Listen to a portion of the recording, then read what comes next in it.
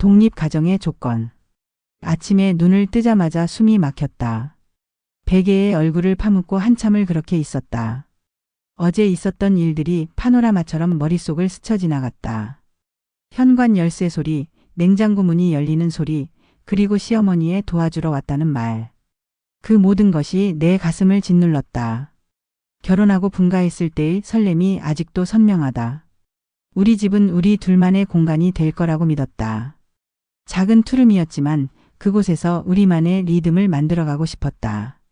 아침에 일어나면 창문을 활짝 열고 좋아하는 음악을 틀어놓고 우리만의 방식으로 하루를 시작하고 싶었다. 하지만 그 꿈은 생각보다 빨리 흔들리기 시작했다. 나는 49이다. 늦은 결혼이었다. 남편은 52, 시어머니는 79.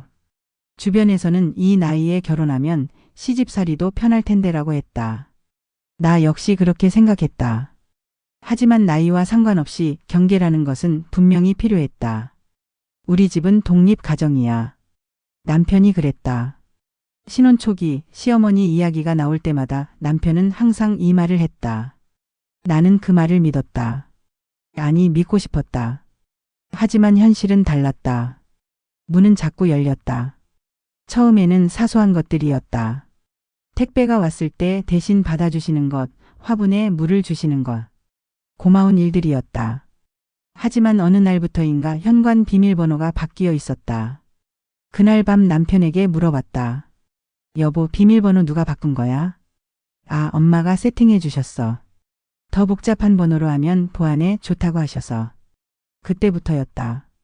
작은 것들이 흔들리기 시작한 것은 비밀번호 하나가 바뀌는 건 별일 아닐 수도 있다. 하지만 그 작은 변화가 내게는 큰 신호였다. 내 집의 출입이 내 허락 없이 바뀔 수 있다는 것. 그 사실이 나를 불안하게 만들었다. 시어머니는 자주 오셨다. 도와주러 왔다는 말로 시작해서 진짜로 많은 일들을 해주셨다. 처음에는 정말 고마웠다. 결혼 생활이 서툰 나에게 그런 도움이 필요하다고 생각했다. 국도 끓여주시고 빨래도 개어주시고 청소까지 해주셨다. 퇴근해서 집에 오면 모든 것이 말끔히 정리되어 있었다.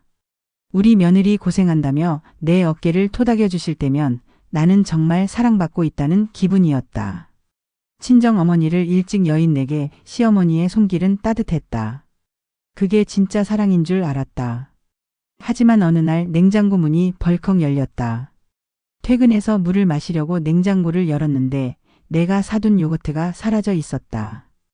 의아해하고 있는데 시어머니가 오셨다. 이런 건 왜 사놨니? 시어머니가 빈 요거트 통을 들어 올리며 물으셨다. 당 떨어지는 건 설탕이지. 이런 건 허기만 더 나. 내가 미숫가루 타줄게. 그게 몸에 좋아. 그 순간 나는 얼어붙었다. 내 냉장고였다. 내가 돈을 주고 산 음식이었다. 물론 시어머니의 의도는 좋으셨을 것이다. 더 건강한 것을 먹이고 싶으셨을 테니까. 하지만 그 순간 나는 내가 이 집의 주인이 아니라는 기분이 들었다. 내 선택이 부정당한 기분이었다. 아, 네. 나는 그렇게 대답할 수밖에 없었다. 시어머니의 걱정과 사랑을 거부할 명분이 없었다. 하지만 가슴 한편이 답답했다. 그날 저녁 시어머니가 만들어 오신 반찬들이 냉장고를 가득 채웠다. 김치찌개, 된장국, 배추김치, 깻잎찜, 멸치볶음. 정말 많은 반찬들이었다. 맛도 좋았다. 하지만 무언가 허전했다. 내가 해다 줄게. 그 말이 따뜻하게 들리면서도 어딘가 차갑게 느껴졌다. 정성인 건 알았다. 하지만 내 입맛은 어디로 간 것일까? 우리 집에 가는 우리 둘이 맞춰가고 싶었는데 신혼 때 남편과 함께 요리를 해보곤 했다. 서툴렀지만 즐거웠다. 남편이 양파를 썰면 나는 고기를 볶고 함께 간을 맞춰보곤 했다. 좀 더 짜게 좀 더 달게 하면서 우리만의 맛을 찾아가는 과정이 행복했다. 하지만 이제 그런 시간은 없었다. 이미 완성된 음식들이 늘 준비되어 있었으니까. 여보. 어느 날 밤 남편에게 조심스럽게 말을 꺼냈다. 엄마가 너무 많이 도와주시는 것 같아. 우리끼리도 좀 해보고 싶은데. 엄마가 도와주시는 건데 고마워해야지. 남편은 단호했다. 그 말이 벽이 되었다. 나는 그 벽 앞에서 한참을 서 있었다. 무엇을 더 말해야 할지 몰랐다. 감사해야 하는 상황에서 불편하다고 말하는 내가 이기적으로 느껴졌다. 변화는 계속되었다. 어느 날 집에 오니 소파 위치가 바뀌어 있었다. 거실 한가운데 있던 소파가 벽 쪽으로 옮겨져 있었다. 그리고 내가 좋아했던 작은 카펫이 사라져 있었다. 먼지 쌓여. 시어머니가 말씀하셨다. 소파는 벽에 붙여야 공간도 넓어지고 청소하기도 편해. 카펫은 빨래도 힘들고 진드기 생기기 쉬워. 모든 말씀이 옳았다. 실용적이고 합리적이었다. 하지만 나는 그 작은 카펫을 좋아했다. 아침에 일어나서 맨발로 그 위를 걸을 때의 포근함을 좋아했다. 소파도 거실 가운데 있을 때 더 아늑했다. 하지만 그런 내 기준은 미숙한 것으로 여겨졌다. 시어머니의 방식은 늘 옳았고 나는 늘 미숙했다. 그런 눈빛이었다. 말로 표현하지는 않으셨지만 아직 집안일을 모르는구나라는 시선이 느껴졌다. 그럴 때마다 나는 더 작아졌다. 청소기 소리가 멈춘 뒤 주방에서 또 다른 지적이 이어졌다. 프라이팬은 세워서 말려야지. 이렇게 눕혀두면 물기가 안 말라. 칼은 여기 꽂아두고 도마는 여기 세워둬야 해. 김치는 작은 통에 담아야 해. 큰 통에 담으면 냄새가 밴다고. 하나하나가 다 맞는 말이었다. 나는 고개만 끄덕일 뿐이었다. 내 몸은 점점 작아졌다. 내 주방에서 나는 손님이 된 기분이었다. 밤에 혼자 울었다. 남편이 씻고 있을 때 베개에 얼굴을 파묻고 소리 없이 울었다. 눈물이 왜 나오는지도 명확하지 않았다. 시어머니는 잘못한 게 없었다. 오히려 너무 잘해주셨다. 그런데 왜 이렇게 답답할까? 잠들려고 누우면 문고리 돌아가는 소리가 들려오는 것 같았다. 실제로는 들리지 않는 소리였지만 내 머릿속에서는 계속 울렸다. 언제든 문이 열릴 수 있다는 불안감. 내 집인데, 내 방인데 나는 왜 초대받은 손님 같을까? 다음 주에는 더 당황스러운 일이 있었다. 토요일 오후 집에서 쉬고 있는데 현관문이 열렸다.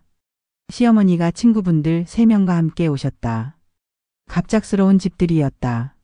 어머, 안녕하세요. 인사를 하려는데 시어머니가 먼저 말씀하셨다. 친구들이 우리 며느리가 어떤지 궁금하대서 데려왔어. 차 좀 끓여줄래?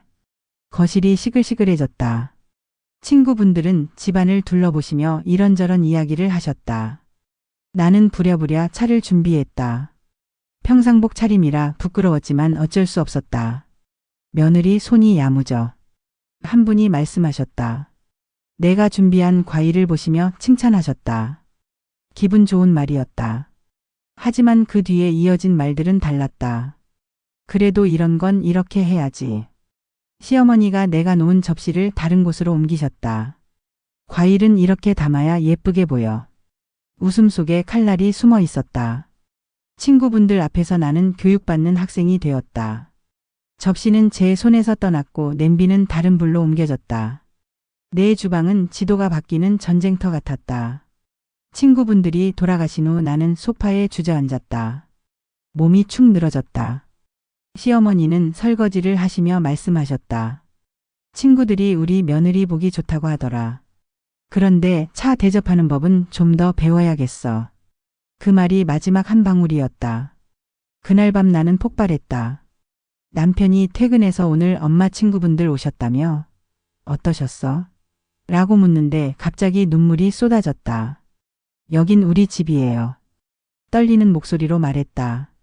우리 집인데 왜 제가 허락도 받지 않고 사람들이 와야 해요?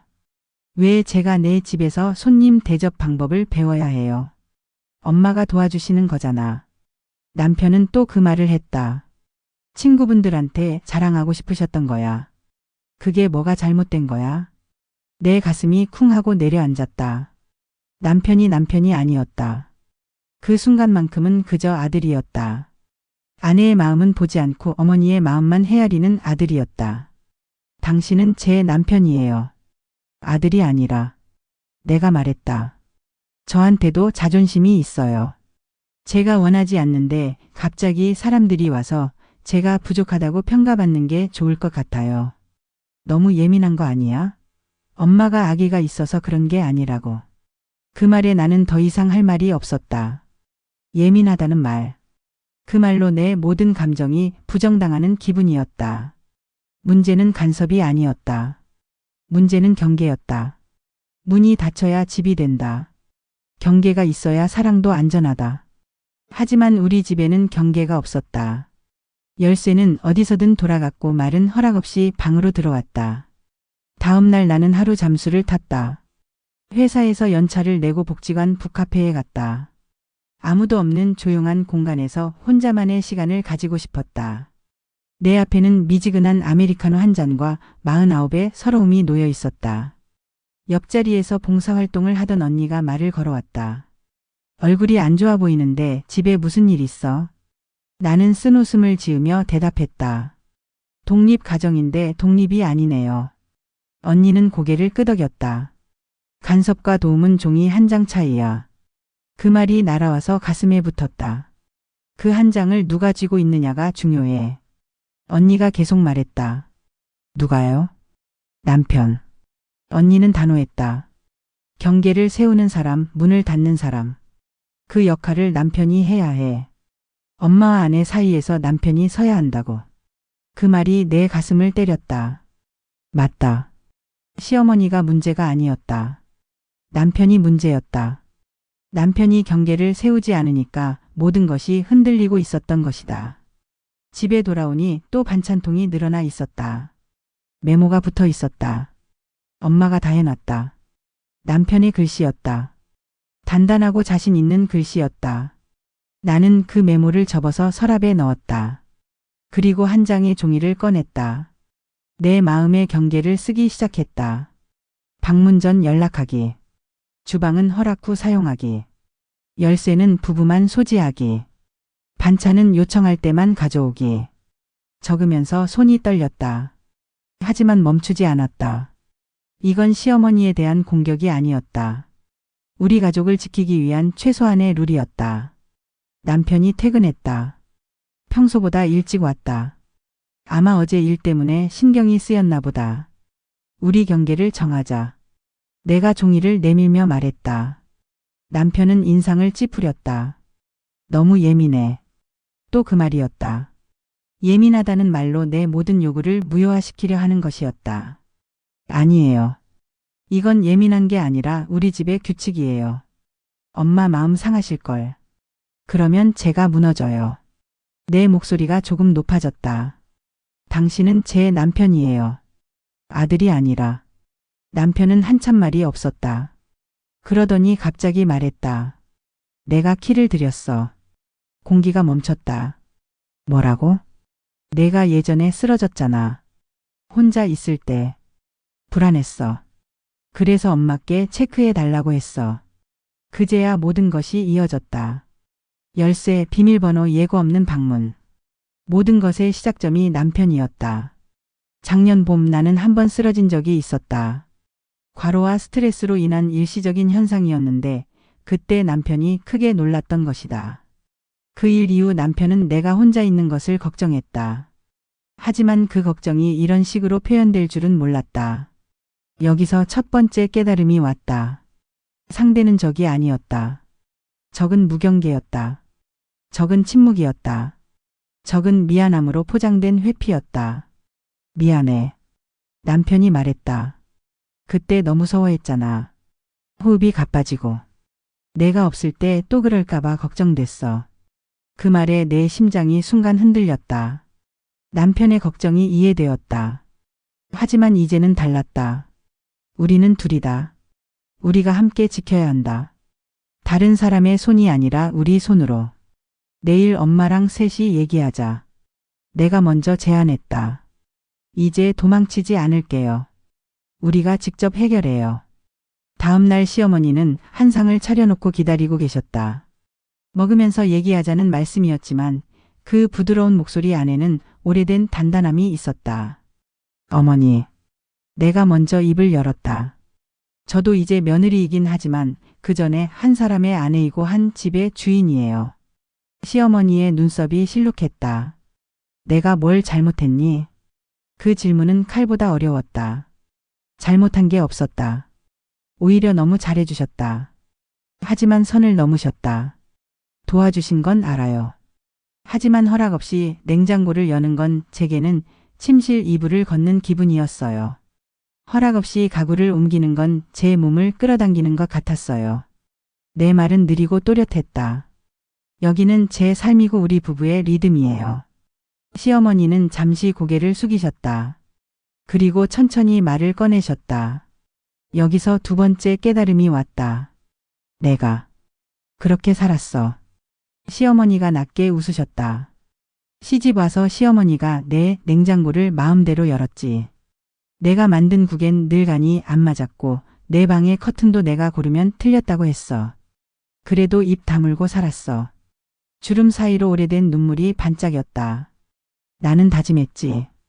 내 며느리에게는 내가 대신 해줄게 하고 싶다고. 그게 보호인 줄 알았어. 그 말에 내 가슴에서 무언가가 풀렸다. 보호가 간섭으로 변하는 순간. 의도는 빛나지만 결과는 어두워진다. 우리는 그 어둠 속에서 마주 앉아 있었다. 남편이 입을 열었다. 엄마, 제가 키를 드렸어요. 시어머니가 놀란 눈으로 아들을 보셨다. 얘가 부탁했니? 아니에요. 제가 무서웠어요. 그러다 보니 경계를 없앴어요. 이제 제가 다시 세울게요. 침묵이 흘렀다. 숟가락이 그릇에 닿는 소리만 작게 울렸다.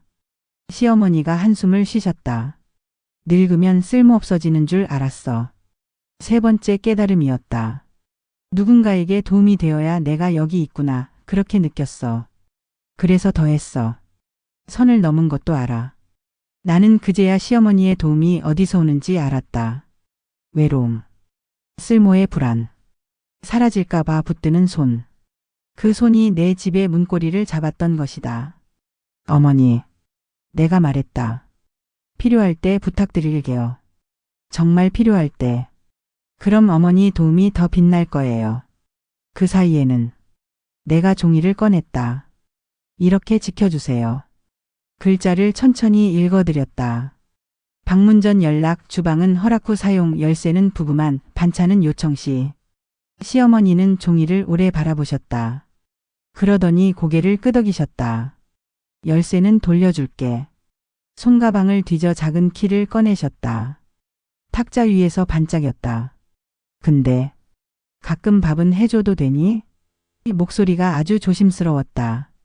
네, 제가 부탁드릴게요. 우리는 그렇게 합의했다.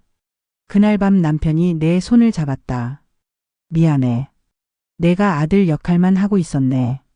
이제 남편으로 설게. 말만 하지 말고 행동으로 보여줘. 내가 웃으며 말했다.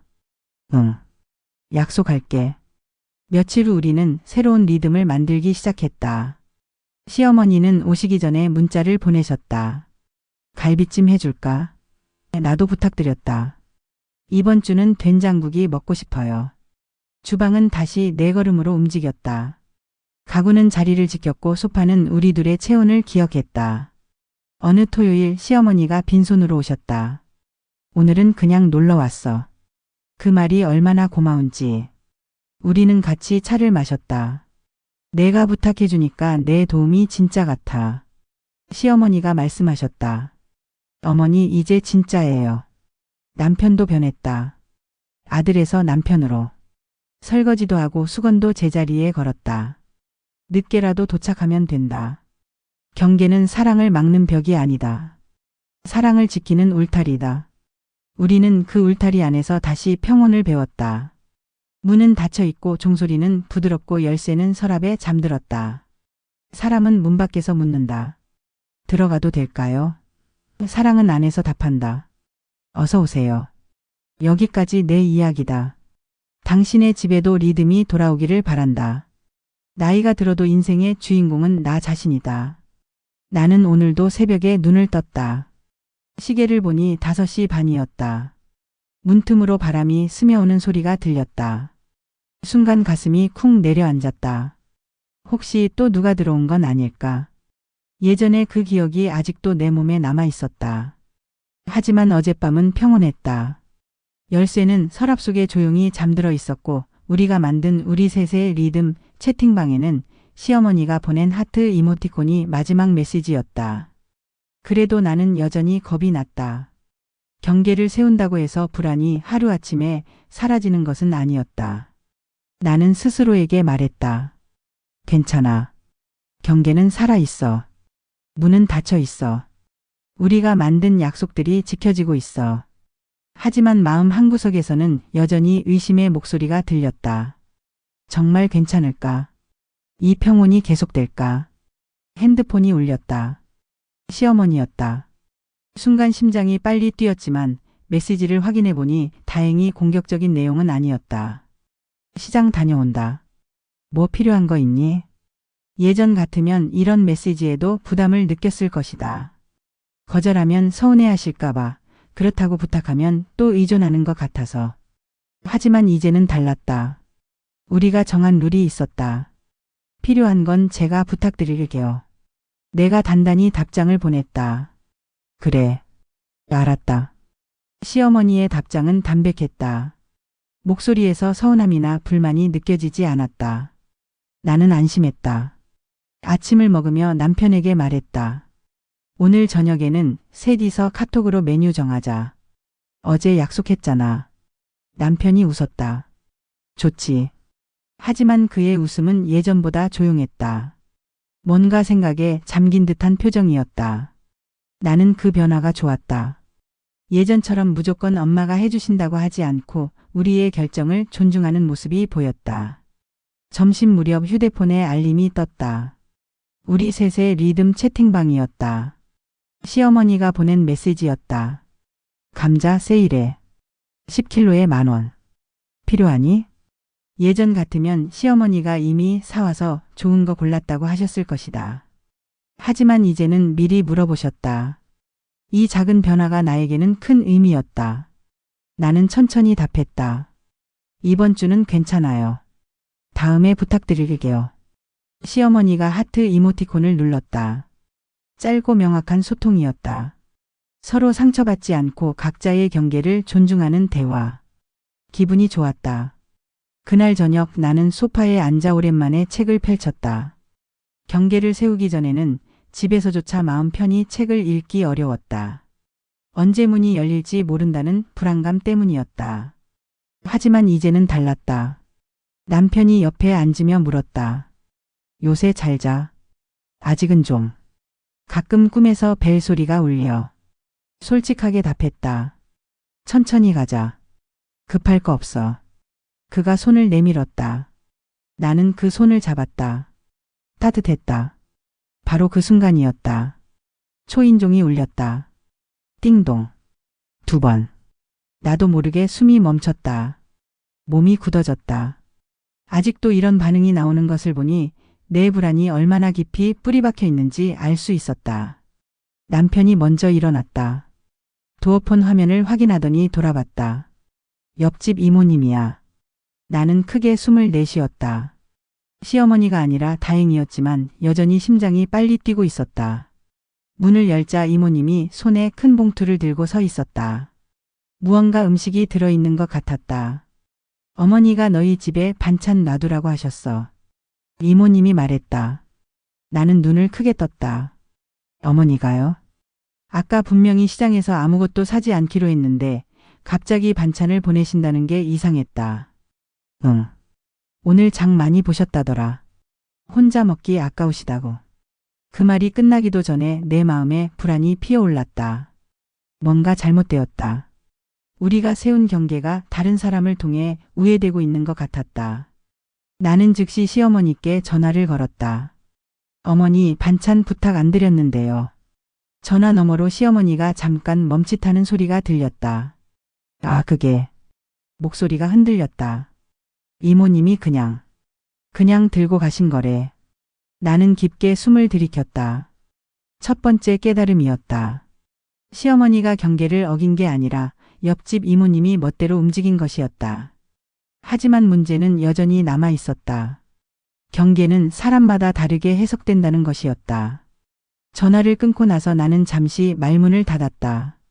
남편이 걱정스러운 표정으로 물었다. 화났어? 아니, 화가 났다기보다는 헷갈렸어. 경계라는 게 생각보다 복잡하네. 사람마다 다르게 읽히나 봐. 이모님께도 우리 리듬을 알려야겠지. 그래야겠어. 하지만 정중하게. 나는 다시 문 앞으로 나가서 이모님께 말했다. 이모님, 정말 고맙지만요. 반찬은 저희가 어머니께 직접 부탁드릴 때만 받기로 했어요. 이모님이 놀란 표정으로 나를 보았다. 그럼 어머니가 서운해하실 텐데. 어머니와 저희가 이미 합의한 부분이에요. 내 목소리는 흔들리지 않았다. 예전 같으면 이런 상황에서 어쩔 줄 모르고 그냥 받아들였을 텐데 이제는 달랐다. 이모님은 잠시 말이 없더니 천천히 고개를 끄덕였다. 그럼 이건 다시 가져갈게. 몰랐어.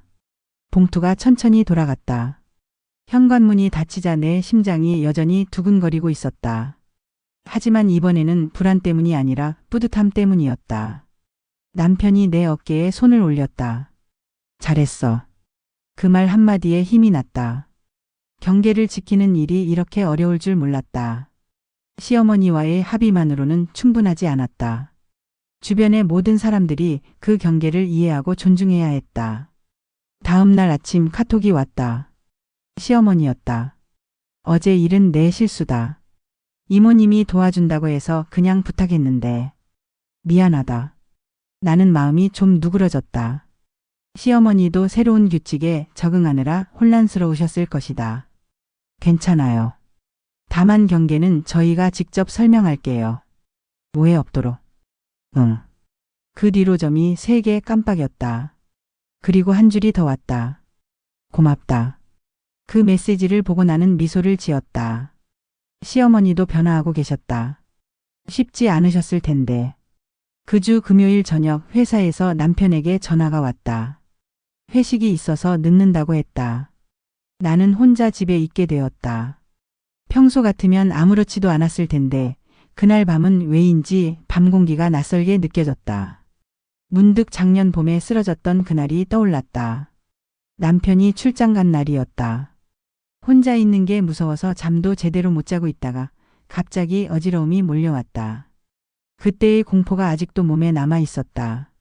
갑자기 심장이 빨리 뛰기 시작했다. 숨이 가빠졌다. 나는 바닥에 털썩 앉았다. 손이 떨렸다. 아니야, 괜찮아. 그때와는 달라. 스스로에게 말했지만 소용없었다. 그때 카톡 알림이 울렸다. 시어머니였다. 오늘 늦지? 괜찮니? 나는 망설였다. 도움을 요청하는 일이 이렇게 어려울 줄 몰랐다. 예전 같으면 그냥 괜찮다고 했을 것이다. 하지만 우리가 배운 게 있었다. 도움은 요청될 때 빛난다는 것을. 나는 천천히 글자를 눌렀다. 어머니, 혹시 지금 통화 가능하세요? 조금 불안해서요. 바로 전화가 왔다. 시어머니의 따뜻한 목소리가 들렸다. 어디 아프니? 아니요, 몸이 아픈 건 아니고. 그냥 불안이 올라와요. 예전에 쓰러졌던 기억 때문인 것 같아요. 말동무 좀 해주세요. 그래, 괜찮다. 천천히 말해봐. 그날 밤 우리는 20분 넘게 통화했다. 시어머니는 나를 재촉하지 않고 가만히 들어주셨다. 어떤 때는 그냥 침묵을 함께 나누기도 했다. 그 침묵이 따뜻했다. 나는 울먹이며 말했다. 어머니, 저 괜히 손 내밀면 약해지는 줄 알았어요. 그래서 더 혼자 견디려고 했나 봐요. 아니야. 시어머니가 낮게 말했다. 약하니까 손을 내미는 거지. 그리고 손은 쥐라고 있는 거야. 언제든 내밀어도 돼. 그 말을 듣고 나는 작은 메모지에 받아 적었다. 2번째 깨달음이었다. 시어머니의 도움은 나를 넘어뜨리는 힘이 아니라 내가 직접 요청했을 때 나를 일으키는 손이었다. 간섭과 도움의 차이는 여기에 있었다. 전화를 끊고 나니 마음이 한결 편해졌다. 남편이 돌아왔을 때는 이미 평온을 되찾은 상태였다. 괜찮아? 남편이 걱정스러운 얼굴로 물었다. 응, 어머니랑 통화했어. 도움이 됐어. 다행이다. 남편이 안아주었다. 앞으로는 이런 일 있으면 바로 연락해. 다음 주 월요일 시어머니에게서 카톡이 왔다. 내일 병원 간다. 짧은 문장이었지만 뭔가 심상치 않았다. 나는 가슴이 서늘해졌다. 어디 편찮으세요? 정기검사다. 나이가 나이인지라. 말끝이 단단했지만 불안함이 느껴졌다. 나는 남편을 보며 말했다. 같이 가요. 남편이 고개를 끄덕였다. 당연히 가야지. 병원 대기실은 차가웠다. 형광등 불빛 아래 앉아 있으니 모든 게 더 심각해 보였다. 시어머니는 침묵하고 계셨다.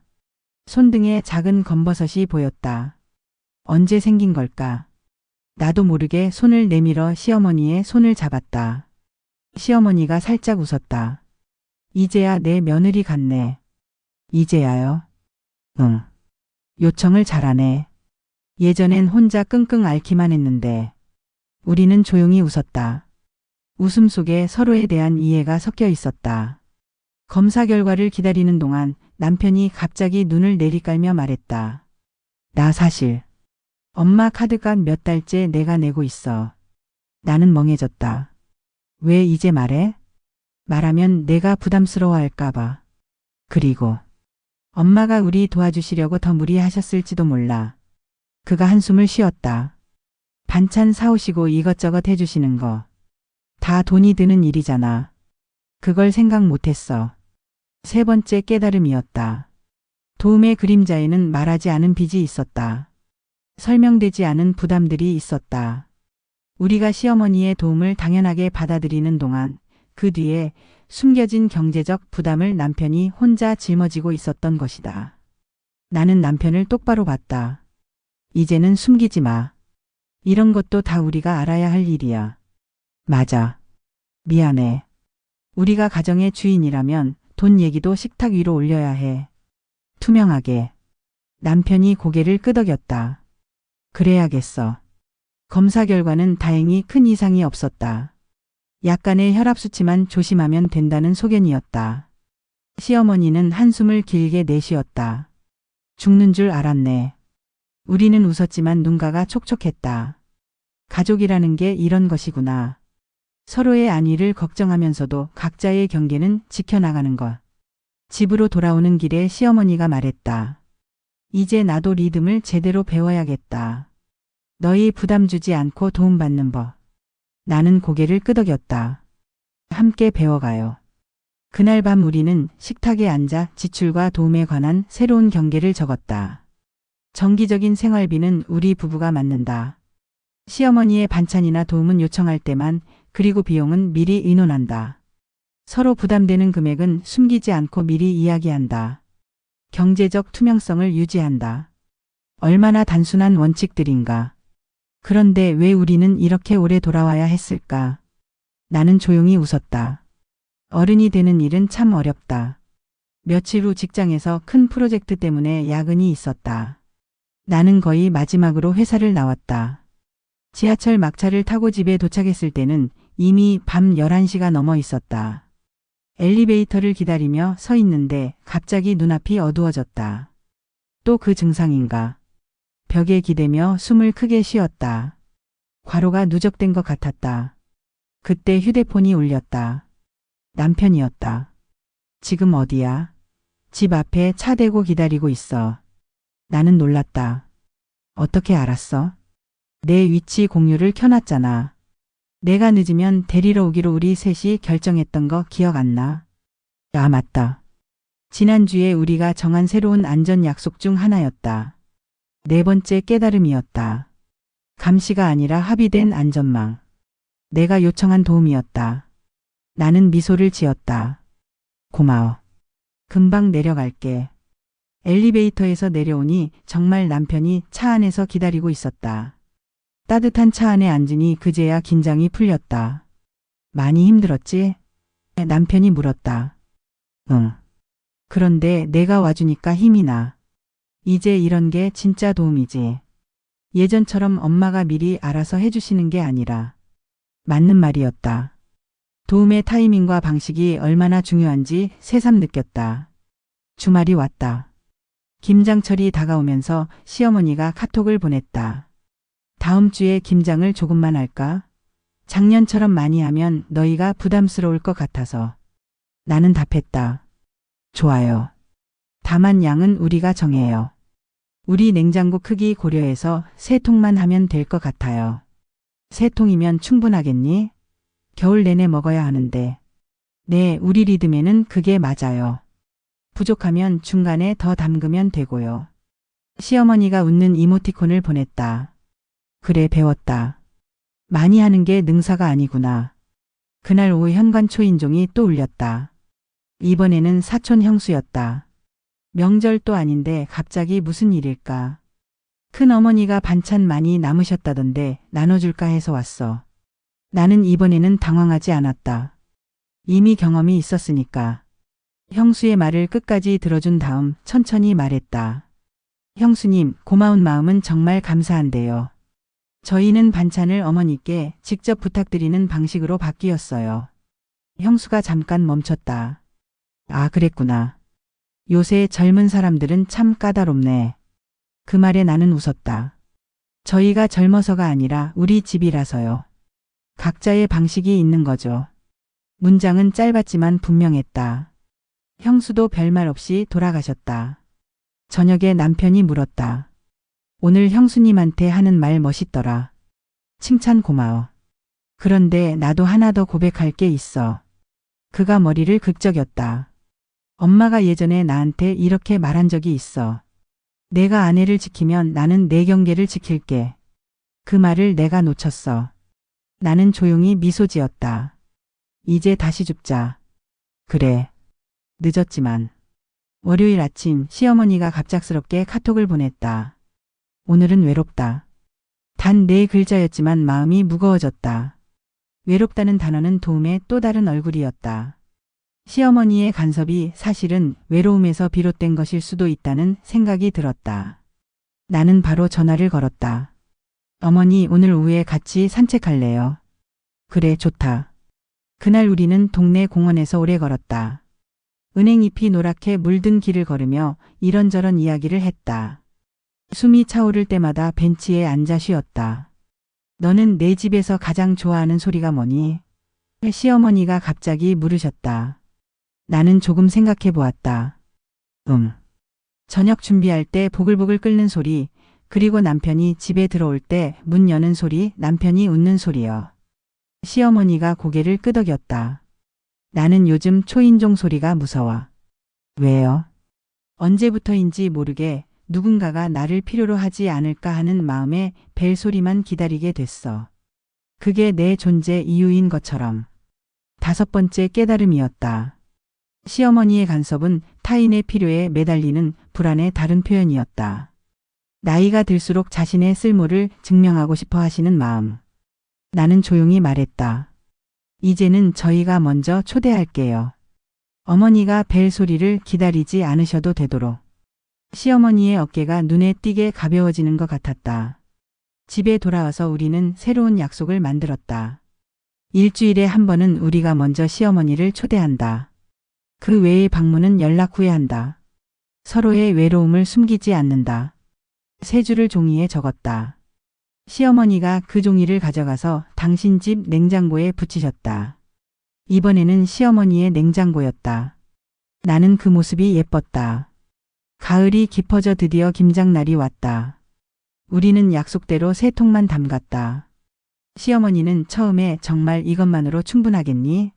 라고 몇 번 물으셨지만 결국 우리의 뜻을 존중해 주셨다. 김장을 하면서 시어머니가 말씀하셨다. 신기하네. 3통이면 적을 줄 알았는데 이상하게 마음은 가볍고 냉장고는 넉넉하게 느껴져. 나는 대답했다. 경계가 용량을 정해주니까요. 무작정 많다고 좋은 게 아니라. 우리는 동시에 웃었다. 김치 담그는 내내 즐거웠다. 예전처럼 이렇게 해야 한다. 저렇게 하면 안 된다는 지적이 없었다. 각자의 방식을 인정하면서도 조화롭게 일할 수 있었다.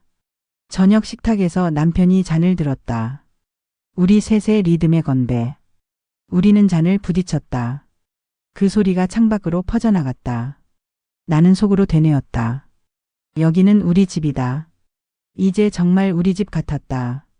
그날 밤 잠자리에 들기 전 나는 지난 몇 달을 돌이켜봤다. 경계를 세우는 일이 이렇게 복잡하고 어려울 줄 몰랐다. 한 번 정하면 끝나는 게 아니라 계속 지켜내야 하고 주변 사람들에게도 이해시켜야 하고 새로운 상황마다 조정해야 하는 일이었다. 하지만 그만큼 보람도 있었다. 이제 나는 내 집에서 정말 편안함을 느낄 수 있었다. 언제 문이 열릴지 모른다는 불안감도 많이 줄어들었다. 시어머니와의 관계도 예전보다 훨씬 편해졌다. 서로 눈치 보지 않고 솔직하게 말할 수 있게 되었다. 무엇보다 남편이 정말 남편 역할을 하기 시작했다. 더 이상 그냥 아들이 아니라 나와 함께 가정을 이끌어가는 파트너가 되었다.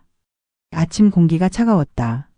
3월의 끝자락, 봄이 오려는 듯 말 듯 한 애매한 시기였다. 창문을 닫으며 나는 중얼거렸다. 오늘은 흔들리지 말자. 우리가 세운 경계를 지켜내자. 지난 몇 달 동안 우리는 많은 것을 배웠다. 경계를 세우는 것, 지키는 것, 그리고 그 안에서 서로를 존중하는 것. 하지만 아직도 예상치 못한 상황들이 찾아왔다. 마치 시험을 치르는 것처럼. 그날 아침 우리 셋의 리듬 채팅방이 반짝였다. 남편이 올린 메시지였다. 이번 주말 아버지 제사입니다. 간단한 문장이었지만 내 마음은 복잡해졌다. 제사는 언제나 민감한 주제였다. 전통과 현실, 어른들의 기대와 우리의 방식이 부딪히는 자리였다. 시어머니가 엄지 이모티콘을 보냈다. 나는 천천히 답장을 생각했다. 예전 같으면 그냥 네, 알겠습니다 라고 했을 것이다. 하지만 이제는 달랐다. 우리만의 규칙이 있었다. 방문 전 연락 부탁드려요. 메뉴는 미리 상의해요. 주방은 공동으로 사용하고요. 세 줄을 정중하게 적었다. 내 마음은 단단했다. 이제는 무작정 당하지 않겠다는 의지가 있었다. 남편이 내 눈을 보았다. 괜찮겠어? 제사는 좀 복잡할 수도 있어. 괜찮아. 우리가 정한 합의대로 하면 돼. 내 목소리에 확신이 있었다. 그래. 내가 중간에서 정리할게. 혼란 없도록. 그가 약속했다. 나는 고개를 끄덕였다. 이제 남편을 믿을 수 있었다. 주말 아침 7시. 시어머니께서 약속대로 미리 연락을 주셨다. 벨이 한 번만 울렸다. 띵동. 그리고 문 앞에서 시어머니의 목소리가 들렸다. 도착했어. 나는 미소를 지으며 문을 열었다. 어서 오세요. 합의가 작동하고 있었다. 긴장이 풀렸다. 시어머니도 우리의 새로운 방식에 적응하고 계셨다. 시어머니는 큰 보자기에 제사 준비물들을 쌓으셨다. 나물, 전, 부치기 재료, 과일들. 하지만 예전처럼 모든 걸 혼자 하겠다고 하시지 않았다. 오늘은 같이 하자고 하셨다. 그런데 주방에서 준비를 시작한 지 1시간쯤 지났을 때였다. 현관에서 또 발소리가 났다. 여러 명의 발소리였다. 남편의 휴대폰에 문자가 떴다. 어머니 친구분 2분이랑 같이 갈게. 잡채 많이 해서 나눠 먹자. 남편이 놀란 표정으로 나를 봤다. 나는 화면을 보며 내 안에서 무언가가 쓱 베이는 느낌을 받았다. 첫 번째 균열이었다. 우리의 합의 밖에서 갑자기 인원이 늘어나고 있었다. 어머니. 나는 낮지만 분명한 목소리로 말했다. 오늘은 가족만으로 하기로 했잖아요. 시어머니가 잠깐 멈칫하셨다. 아, 그게 잡채를 너무 많이 해서 나눠 먹으면 좋겠다 싶어서. 괜찮아요. 남으면 우리가 나눠 먹어요. 다음에 넉넉하게 초대할게요. 공기가 살짝 무거워졌다. 시어머니가 난처해 하시는 모습이 보였다. 이미 친구분들이 오고 있는 상황이었으니까. 남편이 팔을 걷고 나섰다. 엄마, 오늘은 우리 셋만 하기로 했잖아요. 다음에 친구분들 정식으로 초대할게요. 넉넉하게 준비해서. 시어머니가 친구분들께 전화를 하셨다. 미안해. 오늘은 가족끼리만 하기로 해서. 다음에 다시 초대할게. 짧고 단호한 통화였다. 나는 안도의 숨을 쉬었다. 남편이 정말 중간에서 상황을 정리해 주었다. 주방에 다시 선이 칼과 도마가 반짝이고 있었다. 시어머니가 조심스럽게 물으셨다. 간은 내가 맞출래? 네, 제가 할게요. 그 순간 시어머니의 손이 살짝 떨리는 걸 봤다. 아마 친구분들께 전화하시느라 마음이 불편하셨을 것이다. 나는 조용히 말했다. 어머니, 짠맛은 제가 맞출게요. 대신 단맛은 어머니가 봐주세요. 어머니가 더 잘하시잖아요. 시어머니가 환하게 웃으셨다.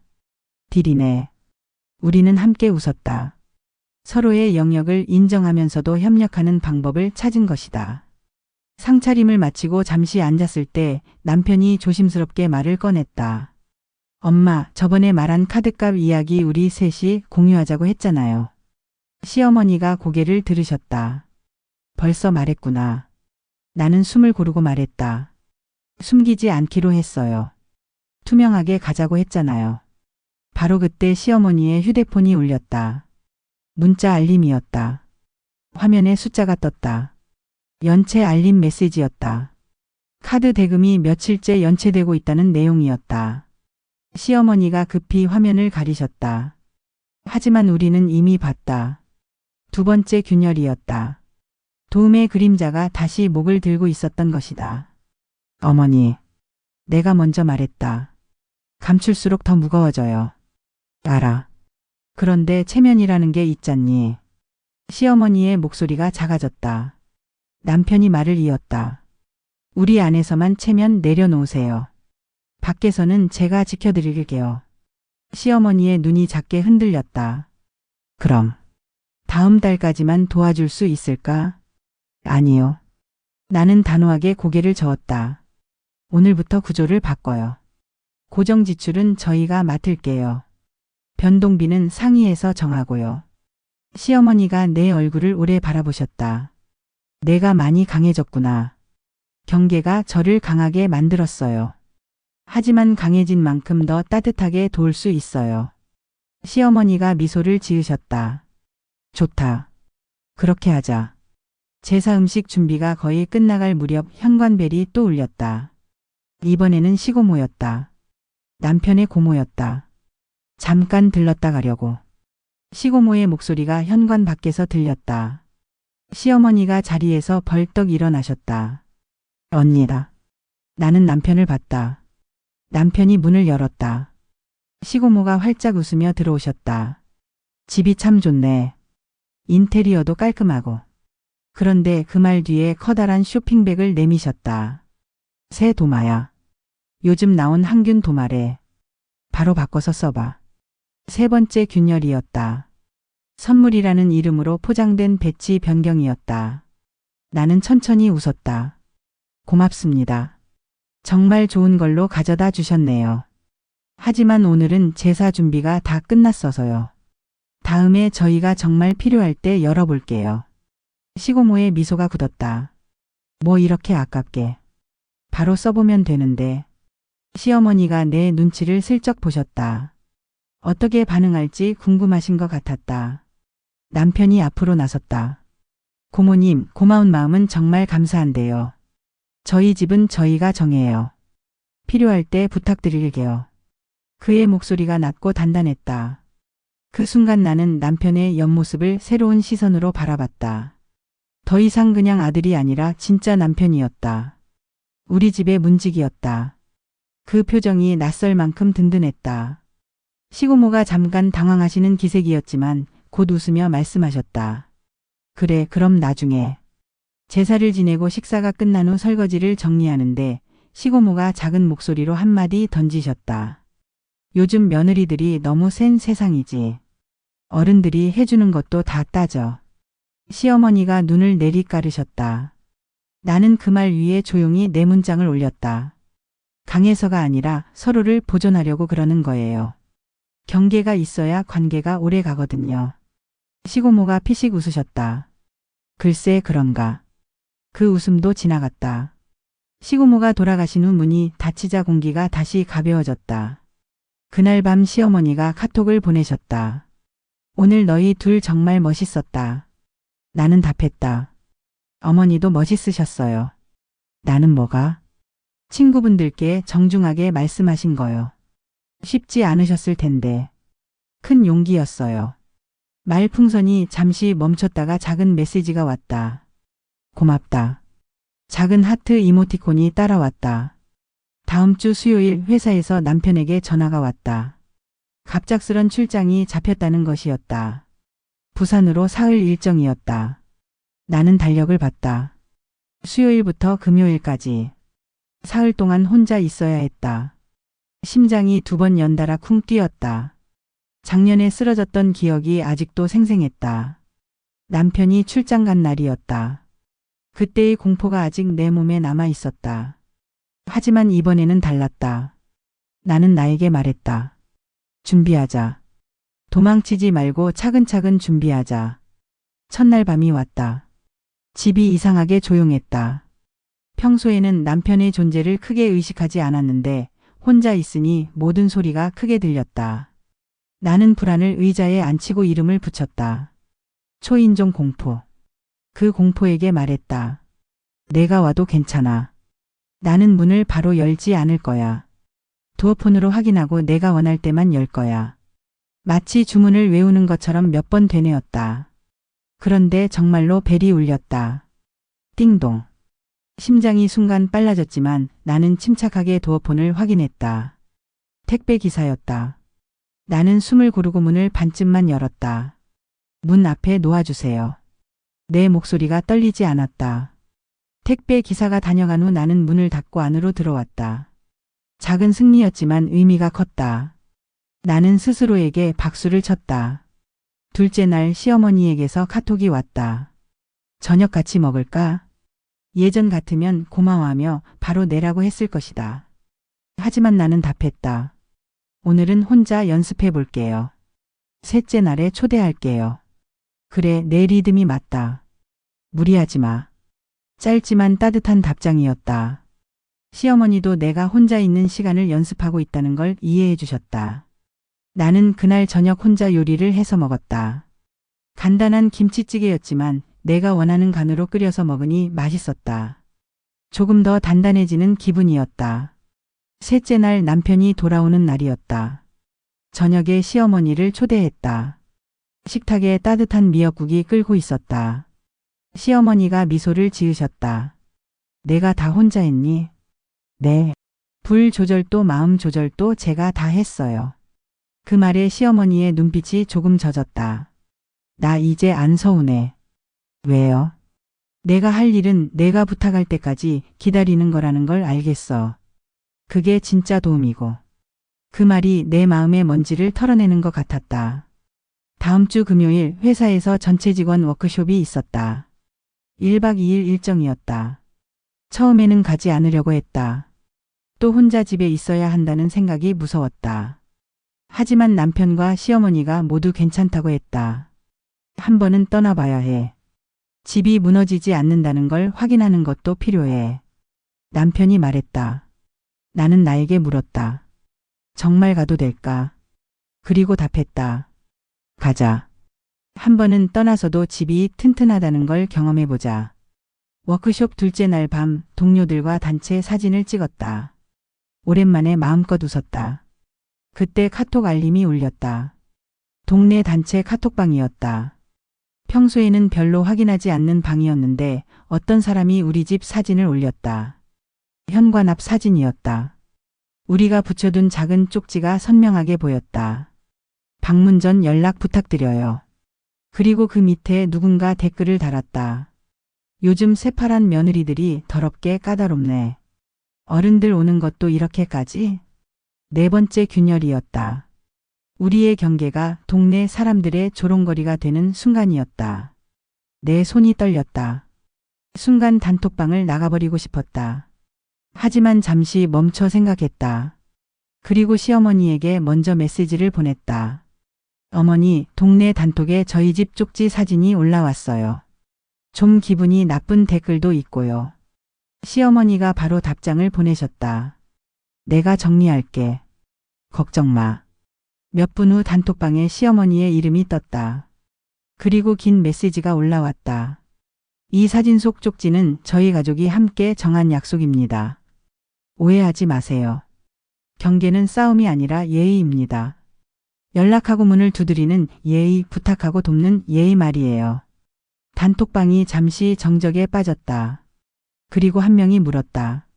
예의라고 하시면? 시어머니가 이어서 썼다. 갑자기 방문해서 상대방을 당황하게 하는 것보다 미리 연락해서 맞이할 준비를 하게 해주는 게 더 예의 아닐까요? 도움도 마찬가지고요. 상대가 원할 때 도와주는 게 진짜 도움이죠. 몇 개의 이모티콘이 올라왔다. 맞는 말씀이네요. 어머님이 멋지시다. 저도 배우고 갑니다. 나는 휴대폰을 가만히 내려놓았다. 5번째 반전이었다. 시어머니가 우리를 바깥 세상에서 지켜주신 것이다. 문지기는 혼자가 아니라 3명이 될 수 있었다. 다음날 집으로 돌아오는 길에 시어머니께 전화를 드렸다. 어제 정말 고마웠어요. 이제 알겠다. 뭐요? 경계는 사랑을 줄이는 벽이 아니라 사랑을 예쁜 모양으로 담는 그릇이구나. 나는 웃었다. 그래서 우리가 음식 이야기를 이렇게 많이 했나 봐요. 우리 둘이 동시에 웃었다. 집에 도착하니 남편이 현관에서 기다리고 있었다. 안겨왔다. 보고 싶었어. 나도. 단톡 일 들었어. 엄마가 정말 멋있었지? 응, 자랑스러웠어.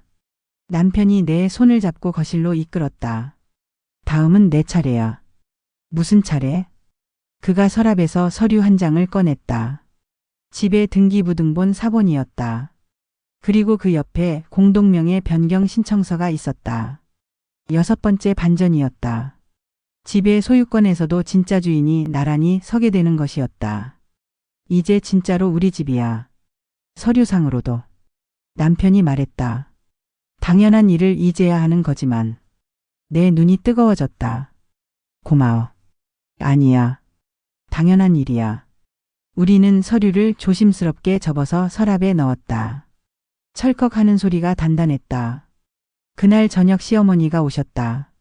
손에 작은 상자를 들고 계셨다. 내가 무서워하던 벨소리 말고 새로운 방법을 생각해 봤어. 상자 안에는 문 앞에 설치하는 카메라가 들어 있었다. 문 앞에서 서로 얼굴을 보고 이야기할 수 있어. 갑작스럽지 않게. 나는 고개를 끄덕였다. 좋아요. 하지만 설정은 제가 할게요. 그럼. 내 집이니까. 시어머니가 웃으셨다.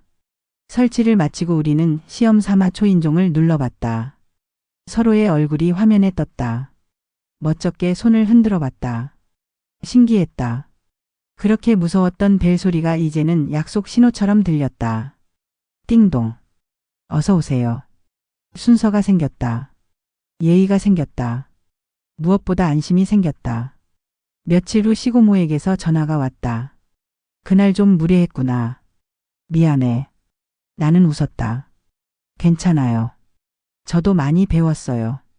뭘 배웠니?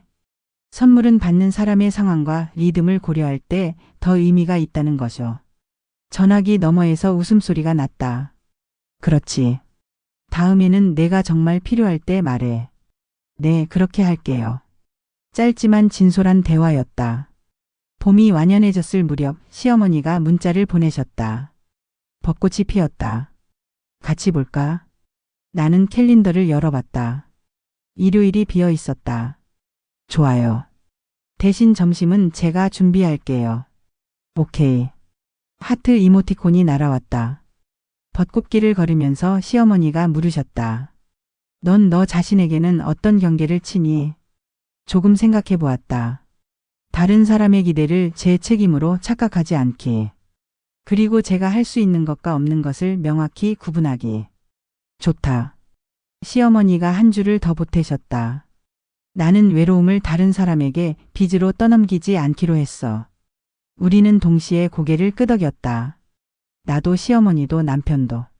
각자의 감정을 각자 책임지면서 필요할 때는 당당하게 요청하고 요청받으면 기꺼이 돕고. 이게 우리 셋의 리듬이었다. 집에 돌아와서 나는 냉장고에 붙어있던 작은 종이를 다시 봤다. 우리 집 리듬이라고 적힌 그 종이 밑에 한 줄을 더 적었다. 초대는 우리가 먼저, 방문은 연락 후에. 남편이 읽고 미소를 지었다. 한 줄 한 줄이 우리 집을 지키는구나. 응.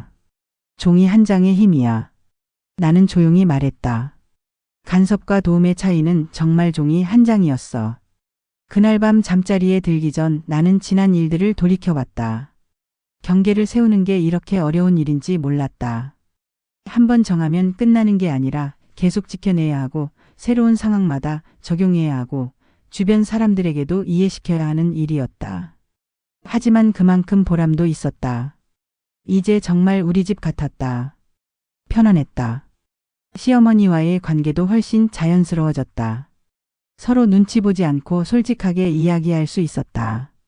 무엇보다 가족이라는 게 뭔지 알 것 같았다. 무조건 참고 희생하는 관계가 아니라 서로를 존중하면서 배려하는 관계. 각자의 경계를 인정하면서도 따뜻하게 연결되어 있는 관계. 이제 마지막으로 당신에게 전하고 싶은 말이 있다. 경계는 벽이 아니다. 경계는 서로를 존중하는 방법이다. 당신 집의 문고리 위에도 작은 종이 한 장을 걸어두라. 문을 잠그려는 게 아니다. 서로를 더 잘 맞이하기 위한 준비다. 경계가 있어야 초대가 빛난다. 사랑은 문을 쾅 닫는 게 아니다. 사랑은 벨소리를 들었을 때 활짝 문을 열어주는 일이다. 혹시 오늘도 누군가가 그냥 들어갔다고 말하는가? 혹시 오늘도 누군가가 선물인데 왜 거절하냐고 묻는가? 그럴 때는 이렇게 대답하라. 우리는 우리 리듬으로 살아요. 도움은 요청될 때 가장 빛나요. 경계는 예의예요. 나이가 들어도 인생의 주인공은 나 자신이다. 가정의 주인도 우리 자신이어야 한다. 우리가 세운 선 위에서 우리가 웃고 우리가 밥을 먹고 우리가 서로를 초대한다. 그 선 위에서 만나는 사랑이 진짜 사랑이다. 문은 같지만 열쇠는 늘 바뀐다. 우리는 내일도 우리 셋의 리듬으로 천천히 그리고 단단히 살아갈 것이다. 어젯밤 꿈에서 벨소리가 울렸다. 한 번, 두 번, 세 번. 끝없이 이어지는 벨소리였다. 나는 문 앞에서 서 있었다. 손이 떨렸다. 열쇠를 찾으려 했지만 주머니는 비어 있었다. 문고리를 돌려봐도 열리지 않았다. 벨소리는 계속 울렸고 나는 그 자리에 서서 울고 있었다. 잠에서 깨어났을 때 가슴이 두근거리고 있었다. 창밖으로 새벽빛이 스며들고 있었다. 나는 숨을 고르며 스스로에게 말했다. 오늘은 흔들리지 말자. 우리가 여기까지 왔잖아. 핸드폰을 켜니 우리 셋의 리듬 채팅방에 메시지가 하나 떠 있었다. 남편이 어젯밤 늦게 올린 것 같았다. 이번 주 토요일 집 수리하자. 싱크대 문 경첩이 헐거워졌어.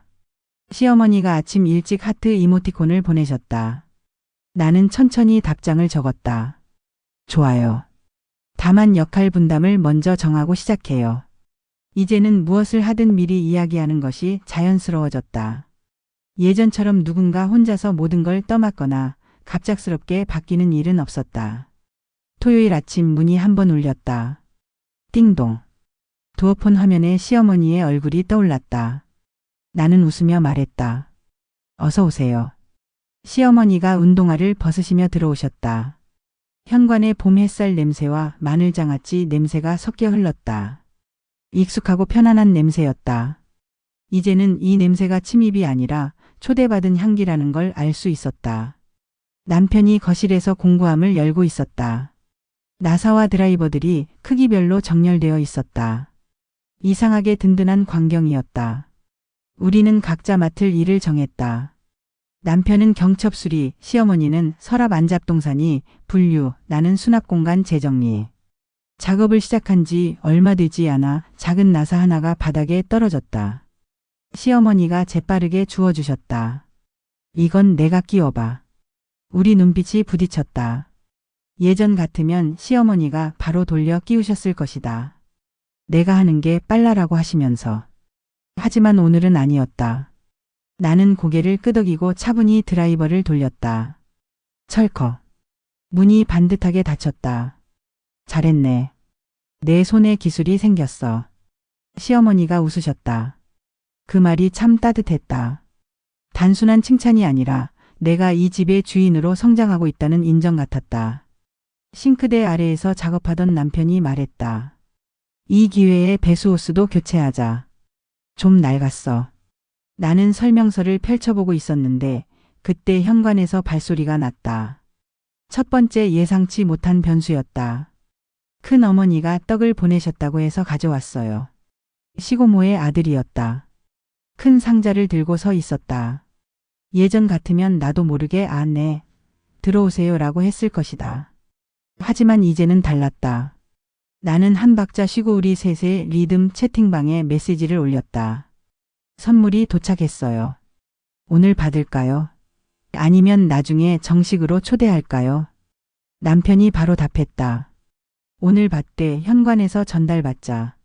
시어머니가 엄지 이모티콘을 보내셨다. 나는 웃으며 말했다. 고맙습니다. 여기 놓고 가세요. 정말 감사해요. 문이 예의 있게 닫혔다. 작지만 분명한 변화였다. 받는 것도 우리의 선택이었다. 작업을 마치고 우리는 거실에서 차를 마셨다. 테이블 위에 방금 받은 떡이 놓여 있었다. 하얀 찹쌀떡에 참깨 냄새가 은은했다. 시어머니가 한 조각을 잘라주시며 말씀하셨다. 입에 꼭 맞네.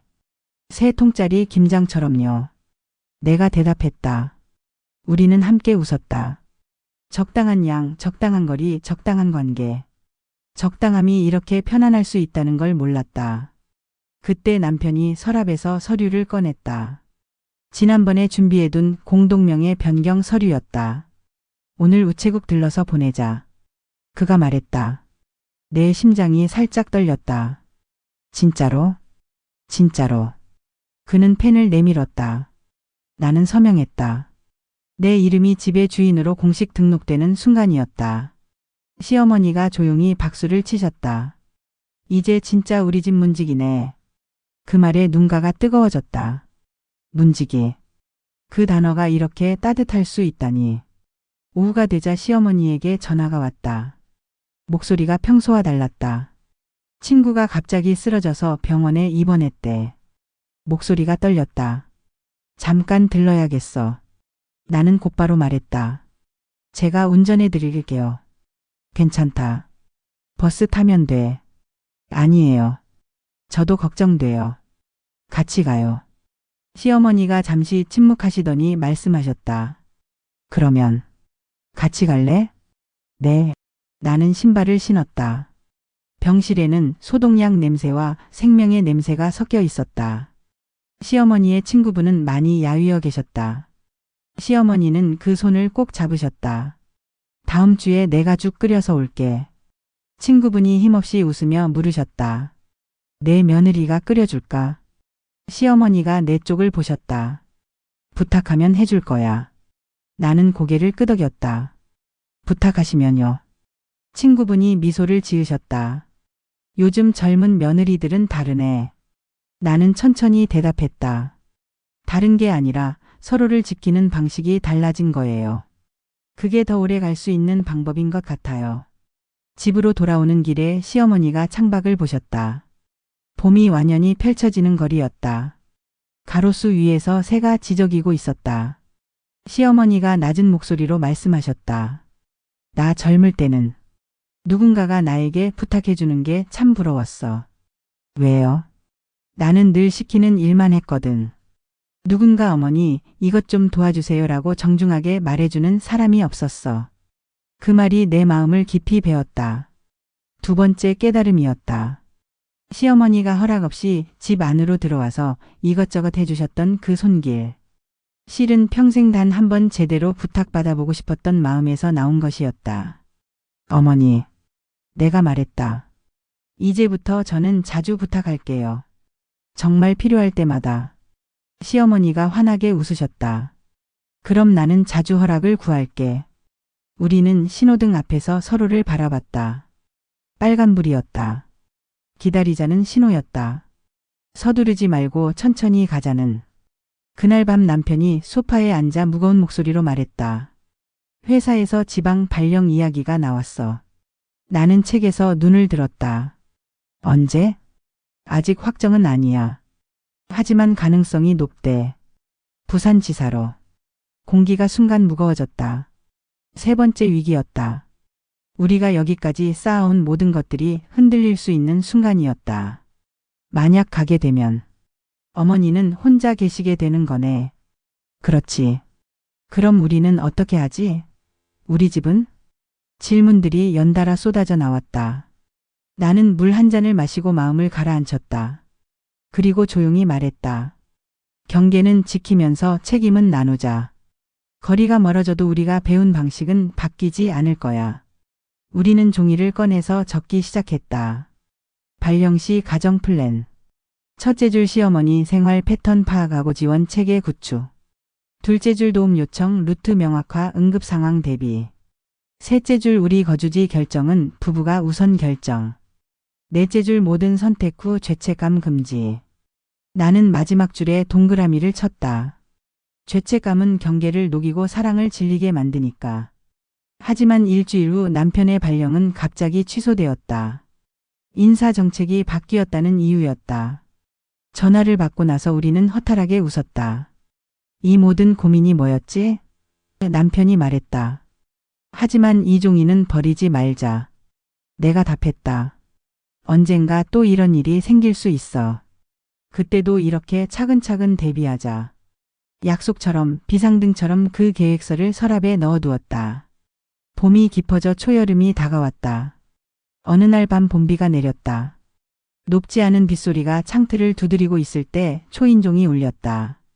한 번만. 나는 도어폰을 확인했다. 아파트 관리사무소 직원이었다. 전기 점검입니다. 나는 우리 셋의 리듬 채팅방에 올렸다. 관리사무소 전기 점검이에요. 지금 진행할게요. 남편이 확인 이모티콘을, 시어머니가 하트를 보내셨다. 나는 차분하게 문을 열어 점검받았다. 동선 안내, 점검표 확인 사인. 모든 과정이 자연스러웠다. 문이 다시 닫혔을 때 아무도 상처받지 않았고 아무도 억울하지 않았다. 경계가 예의를 만들고 예의가 평온을 만들었다. 며칠 후 시어머니에게서 뜻밖의 연락이 왔다. 동네 경로당에서 강의를 부탁해 왔어. 어떤 강의요? 부탁하는 법, 기다리는 법이래. 내가 알려준 걸 나도 다른 사람들에게 나눠주고 싶어서. 나는 웃음이 터져 나왔다. 어머니가 강의를요? 내가 가르쳐준 말들 나도 배웠잖아.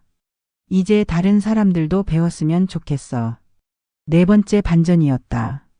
간섭으로 시작되었던 시어머니의 손길이 이제는 다른 사람들에게 건강한 관계를 가르치는 손길로 바뀌고 있었다. 강의날 나는 뒤쪽에 조용히 앉아서 들었다. 시어머니가 칠판에 또박또박 적으셨다. 도움은 요청될 때 가장 빛난다. 문은 두드려야 열린다. 경계는 사랑을 담는 그릇이다. 청중석의 어르신들이 조용히 고개를 끄덕이셨다. 질문이 이어졌다. 자식이 연락을 안 해요. 며느리가 문자를 무시해요. 손자를 못 본 지 몇 달이에요. 시어머니가 하나하나 차근차근 답하셨다. 기다릴 때는 기다림을 알려주세요.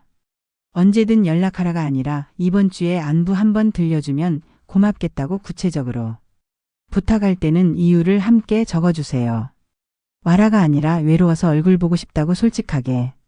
거절을 들으면 거절당한 감정보다 거절하는 이유를 먼저 읽어주세요. 그래야 다음에 또 부탁할 수 있어요. 나는 손바닥에 땀이 났다. 자랑스러웠다. 그리고 조금 겸연쩍었다. 우리가 힘들게 배운 것들을 시어머니가 이렇게 자연스럽게 전하고 계시다니. 강의가 끝나고 시어머니가 내 손을 잡으셨다. 언젠가 내가 더 늙어서 기억을 잃게 되면 그래도 문지기는 셋일까? 나는 고개를 끄덕였다. 셋이에요. 순서만 달라질 뿐이에요. 어떤 순서? 먼저 남편이 지키고 그 다음에 제가 지키고 그리고 어머니 스스로도 지키시는 거예요. 시어머니가 웃으셨다. 좋다. 그 순서가 맞네. 여름이 지나고 가을이 왔다. 어느 날 동네 단체 카톡방에 또 글이 올라왔다. 요즘 젊은 집들은 문 앞에 글을 붙인다더라. 방문 전 연락해주세요. 별것도 아닌 일에 유난 떠는 거 아닌가? 나는 그 글을 천천히 읽었다. 예전 같으면 마음이 상했을 것이다. 하지만 이제는 달랐다. 나는 숨을 고르고 짧게 답글을 달았다. 유난은 서로 상처 주지 않으려는 작은 배려입니다. 그 배려가 쌓이면 더 오래 사랑할 수 있어요. 채팅방이 잠시 조용해졌다가 이모티콘들이 올라오기 시작했다. 맞는 말이네요. 저도 배워갑니다. 우리 집도 붙여야겠어요. 마지막에 누군가가 적었다. 어떻게 쓰면 되나요? 나는 미소를 지으며 답했다. 마음을 담아서 정중하게 쓰시면 돼요. 그날 밤 남편이 내 어깨에 이마를 기대며 말했다. 우리 정말 멀리 왔다. 맞아. 처음엔 출발점이 달라서 많이 헤맸지. 그래도 결국 도착했잖아. 어디에? 우리 집에. 진짜 우리 집에. 그는 웃었다. 맞다. 이제 진짜 우리 집이야. 겨울이 시작되는 무렵 우리는 마지막 약속 하나를 더 추가했다. 서로의 침묵을 2번까지만 허용하기. 3번째 침묵이 시작되면 반드시 말을 꺼내기. 왜냐하면 침묵은 종종 과거의 소리로 변해서 지금의 문고리를 헷갈리게 만들기 때문이었다. 그리고 어느 저녁 마치 우리 이야기의 마지막 장면처럼 아름다운 일이 벌어졌다. 시어머니가 초인종을 눌렀다. 한 번만. 내 핸드폰에 영상통화가 걸려왔다. 화면 속 시어머니의 얼굴에 어디선가 저녁 바람이 불고 있었다. 오늘은 그냥 내가 끓인 된장국 냄새만 맡고 갈래. 그럼 문 열어드릴게요. 어서 오세요. 나는 문을 활짝 열었다. 시어머니가 들어오시자 주방에서 따뜻한 김이 올라왔다. 된장국이 보글보글 끓고 있었다. 식탁에 3개의 그릇이 놓였다. 우리 셋이 앉았다. 숟가락이 그릇을 두드리는 소리가 오래오래 울렸다. 그 소리 속에 우리의 모든 여정이 담겨 있는 것 같았다. 식사가 끝나고 시어머니가 자리에 그대로 앉아 조심스럽게 말씀하셨다. 너에게 처음으로 진짜 부탁이 있어. 나는 눈을 들었다. 말씀하세요. 내가 나중에 나이가 더 들어서 기억을 잃는 날이 오면. 목소리가 떨렸다. 그때도 문은 두드리게 해줘. 그리고 내가 어서 오세요라고 말해줘. 내가 누군지 잊어버려도 누군가 나를 기다리고 있다는 느낌만큼은 갖고 싶어. 내 심장이 서늘하게 떨렸다. 동시에 뜨거운 것이 목구멍으로 올라왔다. 나는 고개를 끄덕였다. 약속할게요. 그때도 먼저 어머니 이름을 불러드릴게요. 어머니 어서 오세요라고. 고맙다. 시어머니가 내 손등을 쓰다듬으셨다. 손끝이 아주 따뜻했다. 그날 밤 밤바람이 창틈을 스치고 지나갔다. 나는 불을 끄고 집 안을 한 바퀴 돌며 문들을 확인했다. 문은 닫혀 있었다. 하지만 이상했다. 닫혀 있는 문들에서 낮은 숨소리가 나는 것 같았다. 아마도 우리 셋의 숨소리일 것이다. 우리 셋의 리듬. 그 소리가 집 전체를 채우고 있었다. 침대에 누워서 나는 우리의 긴 여정을 돌이켜봤다. 처음에는 무너질 뻔했던 우리 관계가 이렇게까지 단단해질 수 있다니. 간섭과 도움이 정말 종이 한 장 차이였구나. 그 종이 한 장을 제대로 잡는 것이 이렇게 중요한 일이었구나. 당신에게 이 말을 꼭 남기고 싶다. 간섭과 도움은 종이 한 장 차이다. 그 종이는 말로 만들어진다. 들어가도 될까요? 도움이 필요합니다. 지금은 괜찮아요. 이 3문장이 우리 집의 벽지를 바꾸고 우리 마음의 문지방을 낮춰주었다. 혹시 오늘도 당신의 문 앞에서 누군가가 서성이고 있는가? 혹시 오늘도 당신의 마음속에서 끝없는 벨소리가 울리고 있는가? 그렇다면 용기를 내서 종이 한 장을 꺼내라. 그리고 적어라. 우리 집 리듬. 방문 전 연락 부탁드려요. 도움은 요청할 때 주고받아요. 열쇠는 부부가 관리해요. 침묵은 2번까지만 허용해요. 그리고 천천히 하지만 분명하게 읽어주어라. 나이가 들어도 인생의 주인공은 나 자신이다. 가정의 주인도 우리 자신이어야 한다. 우리가 세운 선 위에서 우리가 서로를 부드럽게 올려놓을 수 있다. 선은 칼이 아니다. 선은 리본이다. 묶을 수도 있고 풀 수도 있다. 사랑은 그 리본을 조심스럽게 매만지는 손놀림이다. 이 긴 이야기를 여기서 마친다. 만약 이 이야기가 당신의 마음을 조금이라도 덮어주었다면 구독과 좋아요, 그리고 공유까지 부탁한다. 당신의 작은 클릭이 다음 이야기를 살아나게 한다. 그리고 불을 끄기 전에 마지막으로 한 줄을 남긴다. 긴 여운이 남도록 내 속삭임을 문틈에 끼워둔다. 언젠가 우리가 모두 늙어서 많은 것을 잊어버리게 되어도 문을 두드리는 법만은 잊지 말자. 서로의 이름을 먼저 부르자. 들어가도 될까요? 어서 오세요. 이 2문장이 우리의 마지막 기억이 되도록. 그리고 새벽 꿈에서도 벨소리가 더 이상 무섭지 않기를. 그 소리가 사랑하는 사람이 찾아온다는 신호이기를. 문고리를 돌릴 때마다 따뜻한 얼굴이 기다리고 있기를. 우리는 모두 누군가의 집에서 환영받을 자격이 있다.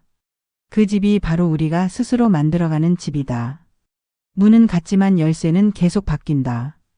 우리는 내일도 우리만의 리듬으로 천천히 그리고 단단히 살아갈 것이다.